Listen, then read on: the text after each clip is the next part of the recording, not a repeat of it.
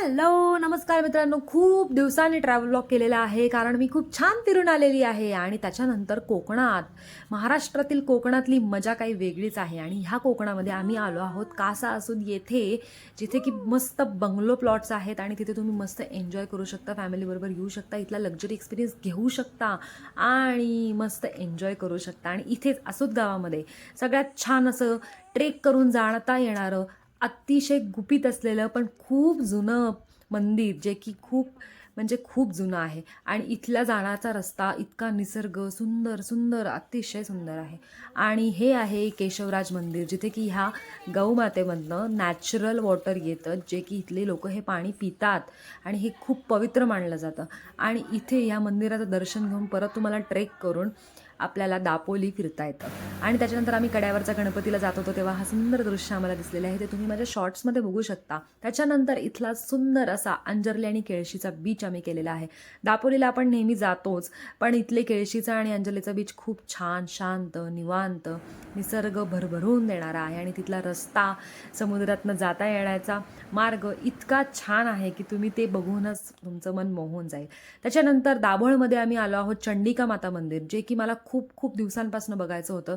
कारण या मंदिराची खासियतच अशी आहे की हे पूर्ण मंदिर गुहेमध्ये आहे. आणि ही गुफा आपल्याला छान असं सुंदर देवीचं दर्शन देते, जिथे आपण छान शांत मेडिटेट होऊ शकतो. आणि ह्या गुहेमध्ये तुम्हाला कुठेही लाईटचा वापर करायचा नाही आहे. मोबाईलचे टॉर्च पण बंद करायला सांगतात आणि छोटे छोटे दिवे लावलेले आहेत, त्यातून तुम्हाला रस्ता शोधून आपल्याला देवीचं सुंदर असं दर्शन घडतं.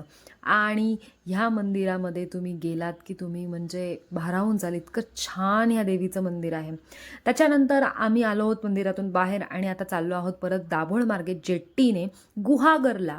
आणि गुहागरला जाऊन आम्ही करणार आहोत खूप सारी मज्जा, कारण मी पहिल्यांदा गुहागरला चालले होते. तिथल्या बीचेसबद्दल खूप ऐकलं होतं. जेट्टीचा आनंद घेऊन जाणं त्यात वेगळीच मजा आहे. आणि त्याच्यानंतरचा हा रस्ता, वा वा वा. तिथं लगेच आम्ही वेळणेश्वर मंदिरात आलो आहोत. आणि वेळणेश्वर टेम्पलचं पण नाव मी खूप ऐकलं होतं, की वेळणेश्वरचा बीचच्या जवळच हे मंदिर आहे. आणि हे मंदिर पण खूप सुंदर आहे.